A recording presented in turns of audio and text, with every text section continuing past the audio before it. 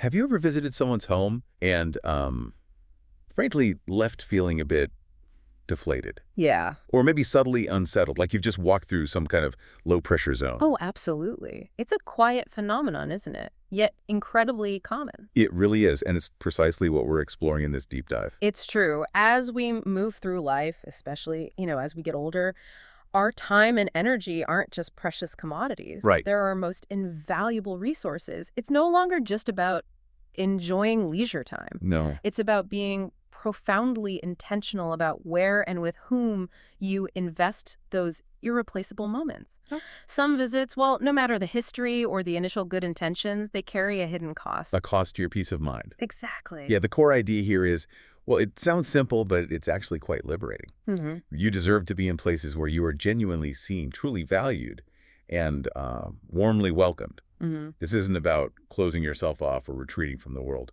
Not at all. No, it's about discernment. It is. It's about making discerning choices for your well-being, trusting connections that truly nourish your spirit, and choosing companionship that genuinely elevates your days. And that's exactly our mission today. We're going to unpack 5 distinct types of, let's call them relational dynamics, Okay. often found in people's homes, that can quietly, almost imperceptibly, chip away at your confidence, your happiness, or just your fundamental sense of ease. Like subtle energy drains we often just overlook. Precisely. So from interactions that subtly criticize to those that leave you feeling drained or disrespected, we'll illuminate how protecting your inner peace really begins with that seemingly simple choice. Where you go. Where you go and who you share your limited, valuable time with. By the end of this deep dive, you'll have tangible insights to help cultivate a life filled with more uplifting connections and hopefully significantly fewer moments of quiet regret. Let's get into it. All right, so first up, let's talk about people who constantly criticize or belittle you. Now, this isn't always like outright aggression, is it? No, rarely. It often operates in the shadows. It begins so subtly, often disguised as just joking or maybe constructive criticism. Right, I'm just trying to help. Exactly. But the danger is in its cumulative effect. These comments may be about your clothes, your choices, your age, even your abilities they accumulate, like tiny nicks on a surface. Each one seems insignificant on its own, but over time, they erode your confidence. They leave you feeling diminished, perhaps without even fully understanding why. It's like that death by a thousand cuts idea. You don't feel the first few, maybe, but eventually you notice the wound. And it makes me think how easily we internalize those external judgments. What's the lasting impact there? Oh, the lasting impact is profound. We tend to compare ourselves, don't we? And if someone consistently offers negative feedback, even if it's just teasing, our self-perception can shift. Yeah. We start to question our own worth, even if the criticisms are totally unfounded. Consider Barbara, who's 73. For years, after visiting a longtime friend, she'd often feel this vague sense of unease, like a cloud hanging over her. Okay. Her friends' jokes about Barbara's cooking or her hairstyle or how she spent her free time, they seemed harmless enough, but they left Barbara second-guessing herself. Constantly. That feeling of inadequacy. It's so insidious because it's not always tied to one single memorable event. It just builds up. Exactly. So Barbara eventually realized this quiet drain on her spirit. She did, and she started limiting those visits. And the shift in her mood and self-esteem was remarkable. She felt lighter, more confident. Wow. It just underscores how deeply these seemingly minor interactions can really affect us, doesn't it? It truly does. And what's often overlooked here is that healthy relationships, they aren't just about showing up. They're about positive reinforcement. Support. Yes, support. Genuine connection fosters growth and confidence. If a relationship consistently leaves you feeling less than, well, it's not truly serving you. Protecting this space isn't selfish. It's really an act of self-preservation, especially as the years offer fewer opportunities for joy. So the key takeaway here, if you consistently leave certain homes feeling that subtle dip in your self-worth, that's a clear signal. It really is. You have every right to curate your environment and choose interactions that uplift, not undermine. And sometimes that means gently setting a boundary, or perhaps even giving yourself permission to just gracefully step back a bit to create space for more supportive connections. Well said. Okay, let's transition to our second type of interaction you might want to reconsider. People who always ask for favors but never offer support in return. On the surface, this sounds like the helper is being generous, right? It does. but it can become a significant energy drain. It's a classic imbalance that over time can make you feel less like a friend and more like a readily available resource. Ouch. Yeah. And while being generous is wonderful, a consistent one-sided flow of favors with zero reciprocation leads to what we sometimes call emotional labor. You're expending energy without any replenishment. And that leaves you feeling what? Exhausted. Exhausted, undervalued, maybe even taken for granted. So it's not just about the physical favor, like helping someone move. It's the emotional weight, the expectation. Absolutely. How does this usually play out? Do you have an example? Yeah, a good example is Robert, who's 76. He's the kind of person who genuinely loves helping people. For years, he'd regularly visit an old acquaintance, Jim. Okay. And almost inevitably, Jim would need a hand with something. Fixing a leaky faucet, moving heavy furniture, tackling yard work, you name it. Like go-to guy. Exactly. And Robert didn't mind lending a hand, initially, but he began noticing a curious pattern. Whenever Robert himself needed a small favor, in return maybe a ride to an appointment, or just someone to listen for a bit. Jim was suddenly busy. Consistently busy or unavailable every single time. Oh, that's a familiar sting, isn't it? Okay. Robert, being good-natured, probably brushed it off at first. He did. He told himself that true friendship wasn't about keeping score. But he eventually realized how drained he felt after each visit.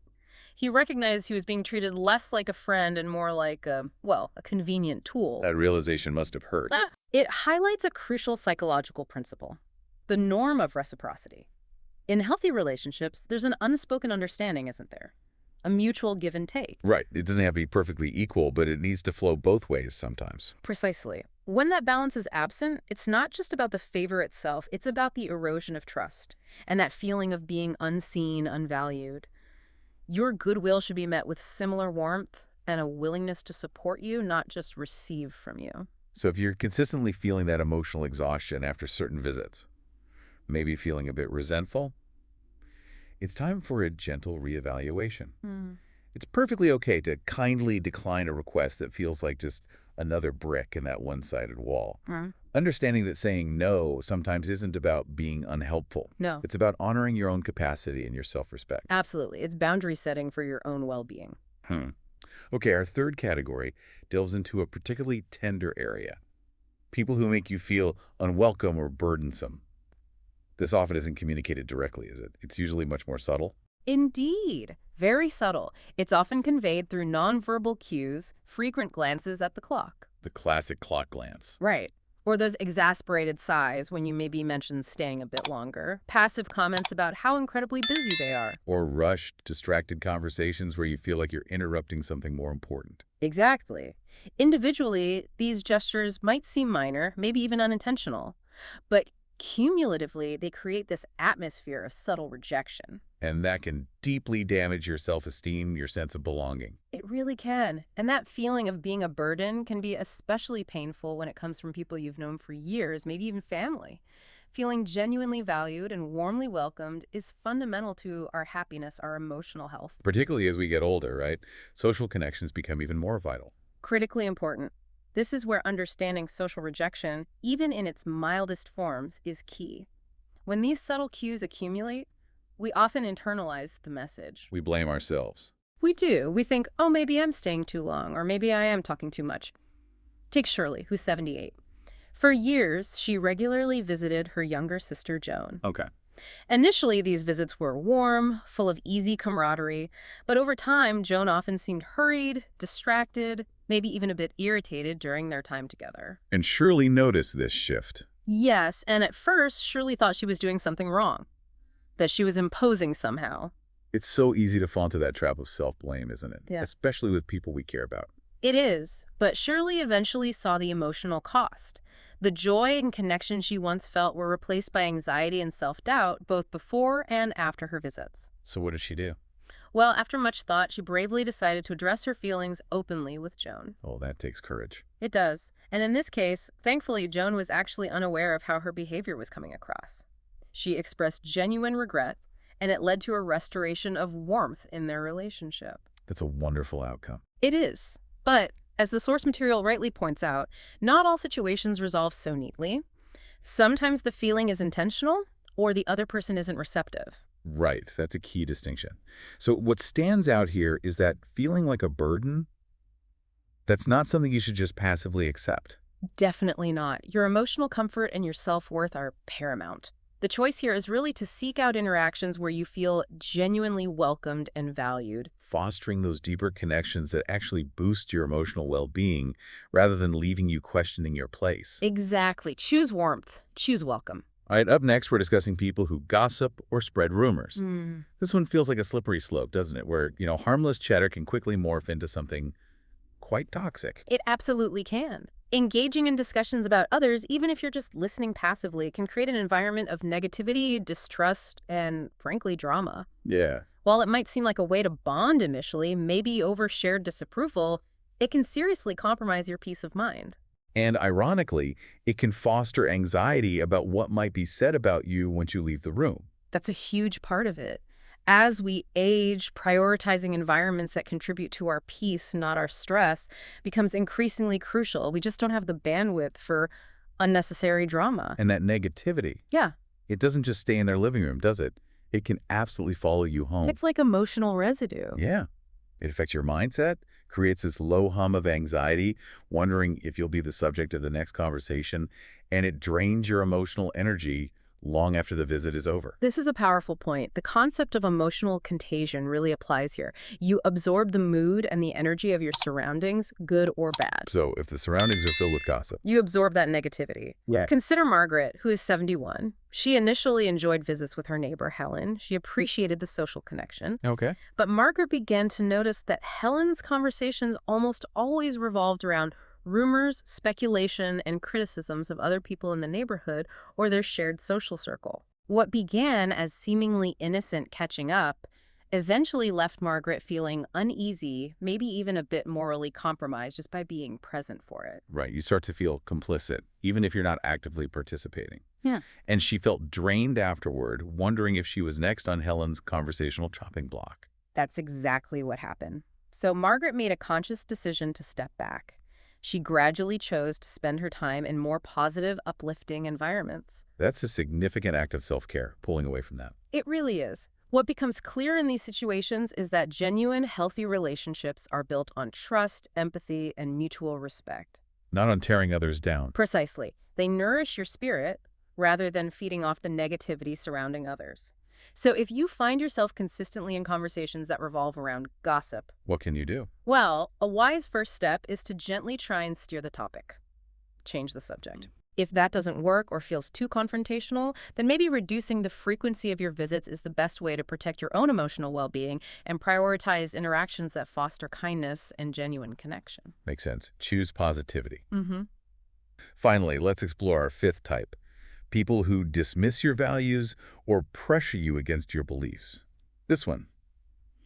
This really strikes the core of who you are, doesn't it? It truly does. As we age, our values, our principles, those deeply held beliefs, they become inextricably woven into the fabric of our identity. They're who we are. They are. So spending time with individuals who consistently disrespect these core tenets or subtly pressure you to compromise them can be profoundly unsettling and significantly damaging to your self-esteem and sense of integrity. It might start small, right? A casual comment dismissing an opinion you hold dear. Exactly. Or maybe a persistent nudge to participate in an activity that simply doesn't align with your comfort zone or your ethics. Right.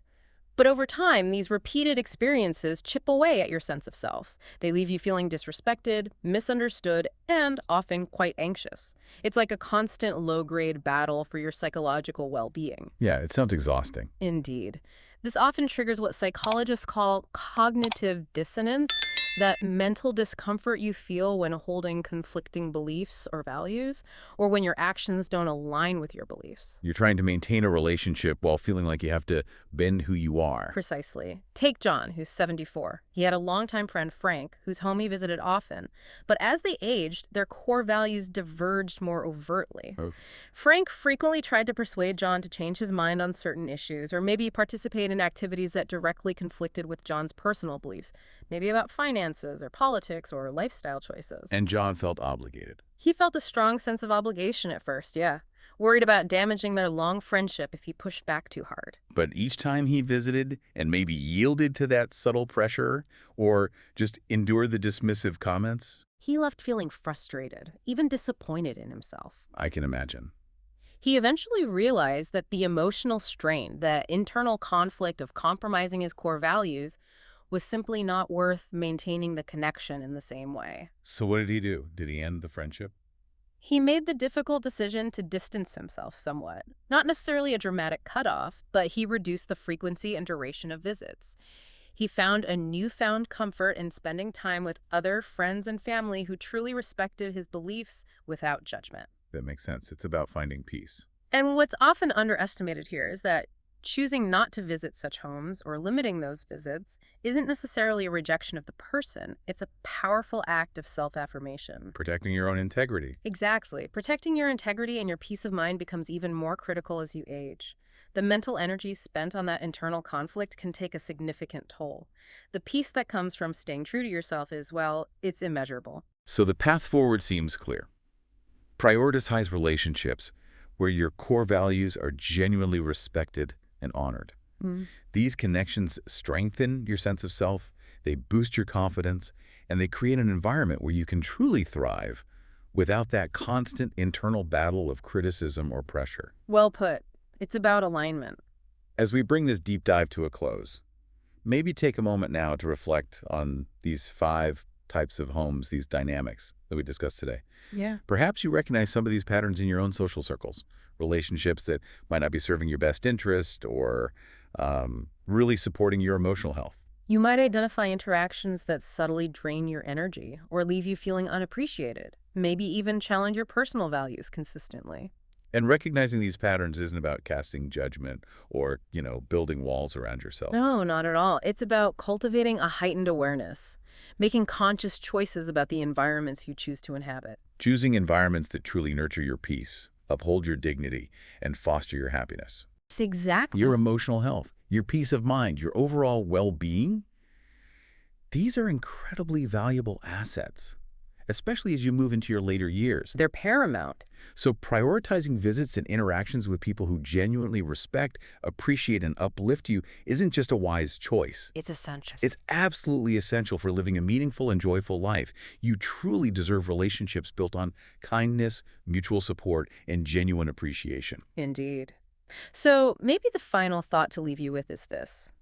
If protecting our peace means choosing our companions wisely, what personal boundaries are you ready to establish, perhaps starting today, to ensure your future is filled with the joy and respect you truly deserve? Think about it. Are there subtle shifts you can make right now that will pay dividends in your long-term well-being?